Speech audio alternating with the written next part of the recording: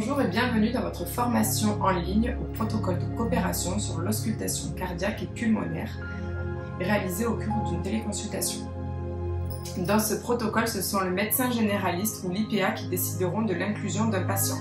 Il devra être âgé de plus de 60 ans, dans l'impossibilité de se déplacer au cabinet ou être atteint d'une ou plusieurs pathologies chroniques reconnues en ALD. Attention, les patients de moins de 60 ans ou qui présentent une contre-indication ou un symptôme de décompensation ne peuvent pas être éligibles à ce protocole.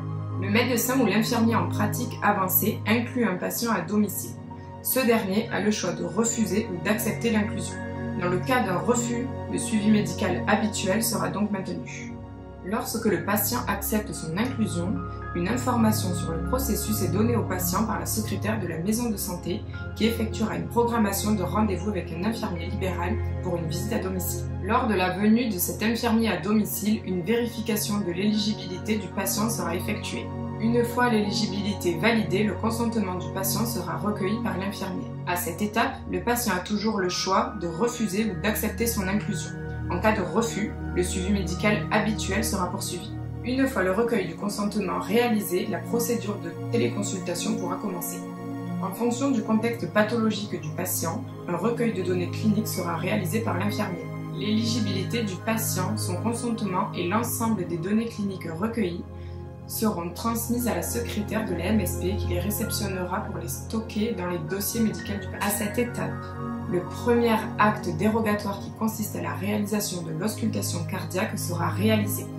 Il sera suivi du deuxième acte dérogatoire qui consiste à l'interprétation de cette auscultation cardiaque. À ce stade, précisément, si des anomalies sont décelées, les enregistrements audio et graphiques seront transmis à la maison de santé en vue de les transférer au médecin ou l'IPA pour une mise en relation vidéo avec lui. Si les deux premiers actes dérogatoires ne présentent pas d'anomalie, le troisième acte dérogatoire pourra être réalisé.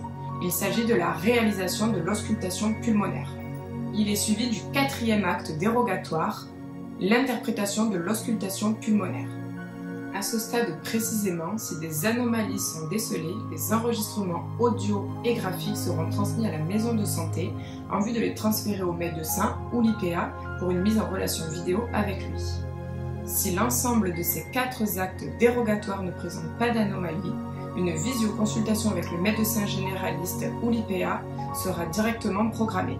À l'issue de cette visioconsultation, la délivrance d'ordonnance pourra être réalisée par la secrétaire de la maison de santé. La secrétaire de la maison de santé envoie les documents prescrits du patient directement via messagerie électronique sécurisée à la pharmacie choisie par les patients. Les renouvellements d'ordonnances, soins paramédicaux ou ordonnances d'examen biologique et ou complémentaires seront récupérés par le patient ou sa famille lors du retrait du traitement à la pharmacie. À l'issue de cette téléconsultation, une autre programmation de séance pourra être effectuée, mais une programmation d'une visite à domicile par le médecin généraliste ou l'infirmier en pratique avancée pourra être proposée.